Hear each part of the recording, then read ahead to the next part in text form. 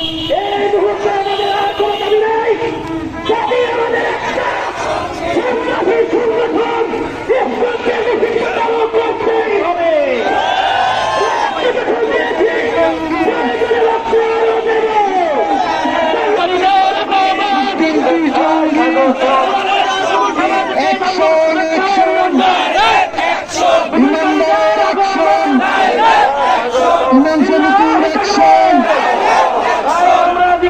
মাঠে যাই, বেশ পরিমাণ জায়গা আছে, আমরা মাঠের মধ্যে এসে দাঁড়াই আগত মেহমানদেরকে আমাদের সমাবেশের দলে এবং আমার সংগ্রামী ছাত্র ভাই এবং বন্ধুগণ এবং এই মাঠে উপস্থিত সকল শ্রেণীর মানুষদেরকে সরকারকে যেমনি ভাবে বাংলাদেশের মুসলমানরা এদেশ থেকে ভারতে পাঠিয়ে দেওয়া হয়েছে, অন্য এরকম ভাবে